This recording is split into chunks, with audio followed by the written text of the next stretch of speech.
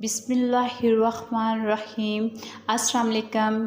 कैसे हैं आप सब लोग। आपको मैं अपने चैनल किचन फूड विद उस्मा में वेलकम कहती हूँ।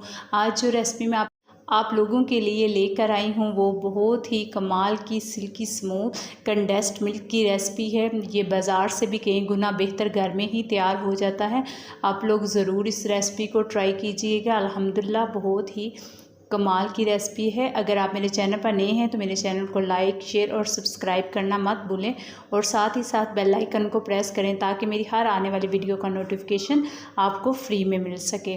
तो चलें वीडियो बनाना स्टार्ट करते हैं। एक कढ़ाई लेंगे और इसमें कोई सा भी आप बर्तन ले लें और इसमें आप डालें 1 लीटर दूध।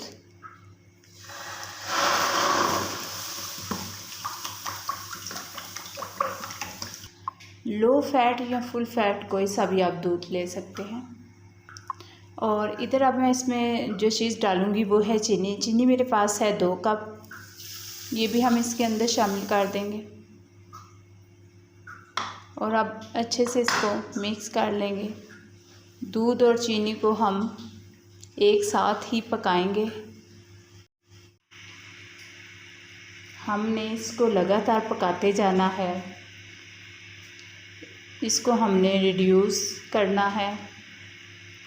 जैसे जैसे चीनी मेल्ट होती जाएगी दूध का कलर चेंज होता जाएगा। ये देखें दूध अच्छे से बॉयल हो गया है। हम इसको हाई फ्लेम पर ही पकाते जाएंगे लेकिन इसमें लगातार चम्मच चलाते जाना है। ये बहुत ही ज़रूरी है।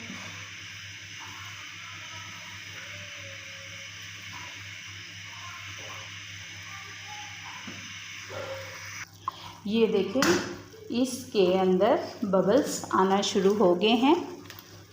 मिल्क हमारा अच्छे से रिड्यूस होना शुरू हो गया है और अब इसका कलर आहिस्ता आहिस्ता चेंज होना शुरू हो गया है।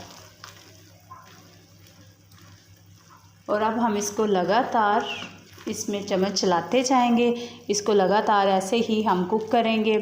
किनारों से हम इसको रिमूव करते जाएंगे ताकि इसमें कोई लम्स ना बने। बिल्कुल कंडेंस्ड मिल्क वाली खुशबू आना शुरू हो गई है।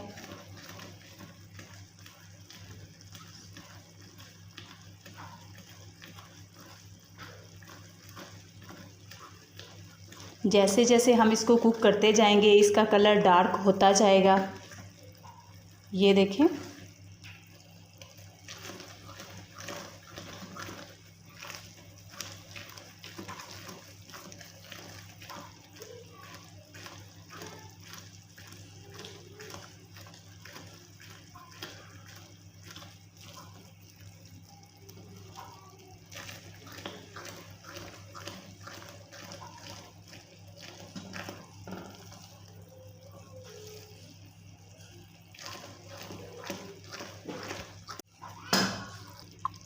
जैसा कि आप देख रहे हैं इसमें बबल्स बनना शुरू हो गए हैं और इस पॉइंट पर आकर हम इसमें डालेंगे चुटकी भर बेकिंग सोडा।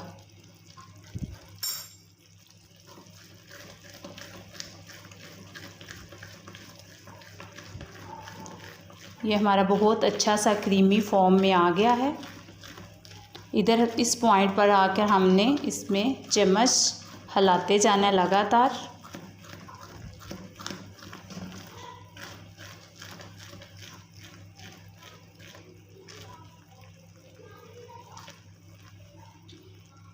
अब हमारा कंडेंस्ड मिल्क तैयार है। इस पॉइंट पर आकर हम फ्लेम ऑफ कर देंगे और इसको ठंडा होने के लिए छोड़ देंगे।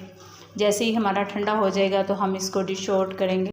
और अब हमने इसको एक जग में डाल लिया क्योंकि हम इसको 1 से 1.5 मिनट के लिए ग्राइंड करेंगे ब्लेंडर में। और अच्छे से जैसे ये ब्लेंड हो जाएगा क्योंकि हमें थोड़ा सा सिल्की और स्मूथ सा चाहिए तो हम इसको ब्लेंड करते हैं। देख रहे हैं हमने इसको डिश आउट कर लिया है। बहुत ही कमाल का हमारा ये कंडेंस्ड मिल्क तैयार हुआ है। ये देखें बिल्कुल बेकरी जैसा तैयार हुआ है। आप लोग इस तरह की चीज़ें घर में खुद बनाया करें। ये काफ़ी चीज़ों मीठे की काफ़ी वैरायटी में इस्तेमाल होने वाली ये रेसिपी है तो आप लोग ज़रूर इसको बनाया करें घर में। अल्हम्दुलिल्लाह बहुत ही कमाल की रेसिपी है।